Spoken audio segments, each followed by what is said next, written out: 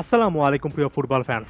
আপনারা নিশ্চয়ই জানেন যে সেপ্টেম্বরে আর্জেন্টিনার সামনে দুটো গুরুত্বপূর্ণ ম্যাচ রয়েছে বিশ্বকাপ বাছাই পর্বে, যার মধ্যে প্রথমটা আর্জেন্টিনা খেলবে চিলের বিপক্ষে বাংলাদেশের সময় অনুযায়ী সেপ্টেম্বর 6 AM, এবং পরবর্তী ম্যাচটা খেলবে তারা কোপা আমেরিকার ফাইনালিস্ট কলম্বিয়ার বিপক্ষে, যেটা কলম্বিয়ার মাঠে কঠিন একটা ম্যাচ হতে পারে। সেপ্টেম্বর 11 2:30 AM এটা হচ্ছে ম্যাচ টাইমিং।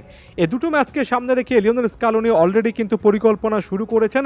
যদিও এটা একটা প্রাথমিক ধারণা, তবে টিওয়াইসি স্পোর্টস বেশ কয়েকটা গুরুত্বপূর্ণ আপডেট দিয়েছে। বিশেষ করে বেশ কয়েকজন ইয়াংস্টার ফুটবলার হয়তোবা নতুন করে সুযোগ পাবেন বা নতুন করে ডাক পাবেন, এমন টাইপের কথাবার্তা বলা হচ্ছে, এবং অন্তত 4টা নাম এই মুহূর্তে রাডারে আছে।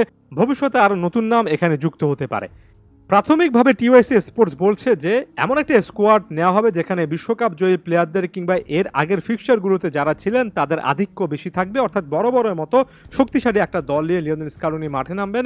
তবে নতুন প্লেয়ারদের ক্ষেত্রে তিনি এ মুহূর্ত পর্যন্ত যে চিন্তাটা করে রেখেছেন, সেখানে আপফ্রন্ট আনহেল ডি মারিয়ার ওই রেখে যাওয়া পজিশনটা প্রাধান্য পাচ্ছে, এবং সেখানে ভ্যালেন্তিন কার্বনি একটা পরিচিত নাম, এর আগেও আলোচনা করেছি। তবে টিওয়াইসি স্পোর্টস বলছে মাতিয়াস সুলে ওই আলাদা পজিশনের জন্য এবার বিবেচিত হতে পারেন। বিশেষ করে রোমার বর্তমান এই প্লেয়ার এর আগে সিজনে ফ্রোসিওনের জার্সিতে যে পারফরমেন্সটা দিয়েছেন এবং ওভারঅল তার এই মুহূর্তে কনফিডেন্সের জায়গাটা যে সেটা নাকি লিওনেল স্কালোনি খুব কাছ থেকে দেখছেন, এবং এই ইন্টারন্যাশনাল ব্রেকে মাতিয়াস সুলে একটা সুযোগ পেতে পারেন। বিশেষ করে আনহেল ডি মারিয়া রেখে যাওয়া ওই পজিশনে আরও একবার বলছি, মাতিয়াস সুলে এই মুহূর্তে একেবারে পারফেক্ট একটা ফিট হতে পারেন।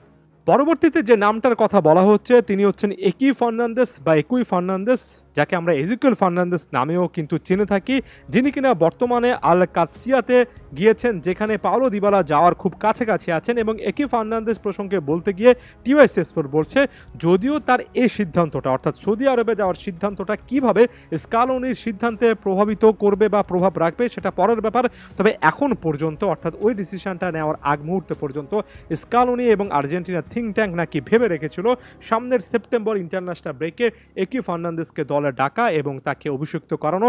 আমার কাছে মনে হয় এই মুহূর্তে ক্লাবের ওই সিদ্ধান্তটা খুব একটা বেশি ফোকাস পয়েন্টে থাকা উচিত না। ভবিষ্যতে সেটা নিয়ে চিন্তাভাবনা করা যাবে, ভবিষ্যতে সেটাকে কেন্দ্র করে একটা জটিল সিচুয়েশন তৈরি হলেও হতে পারে। তবে আপাত দৃষ্টিতে এই ইন্টারন্যাশনাল ব্রেকে একি ফার্নান্দেসের একটা সুযোগ পাওয়া উচিত। এরপর দুজন ফুটবলার আরও একবার জাতীয় দলের রুস্টারে ফিরে আসবেন এমন কথাবার্তা বলা হচ্ছে, যার মধ্যে একজন হচ্ছেন ফাকুন্দো বুনানত্তে।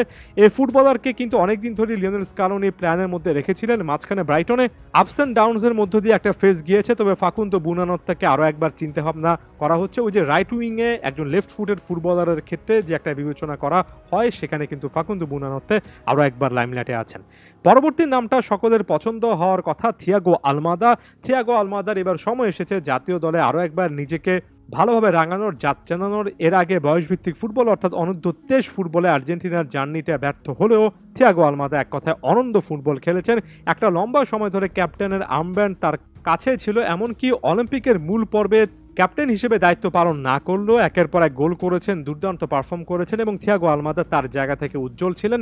যেহেতু অলিম্পিকের মিশনটা শেষ, এ মুহূর্তে আলমাদাকে এই জায়গাটাতে দেখতে চাই, এবং থিয়াগো আলমাদা আরও একবার যদি জাতীয় দলে ফিরে আসেন নিশ্চিত করে বলতে পারি এ মুহূর্তে ফর্মে বিবেচনা করে খুবই ভালো মানের একটা পারফরমেন্স দিতে পারবেন। আপাতত এই 4টা পজিশনের কথা বলা হচ্ছে। এর পাশাপাশি ডিফেন্সে 1-2টো পজিশনে আমি আশা করছি যে অন্তত 1-2জন ইয়াংস্টার প্লেয়ার প্রাথমিক দল থেকে শুরু করে মূল দলে জায়গা পাবেন। তবে সেটা এবারে সেপ্টেম্বরের ব্রেকে হবে কিনা নাকি সামনের ব্রেকগুলোতে হবে, সেই জিনিসটার জন্য অপেক্ষা করতে হবে। এই জিনিসটা ভুলে যাবেন না যে অক্টোবরেও কিন্তু আর্জেন্টিনার খেলা রয়েছে, নভেম্বরেও কিন্তু আর্জেন্টিনার খেলা রয়েছে, অর্থাৎ চলতি বছরে 6-6টা ম্যাচ কিন্তু রয়েছে।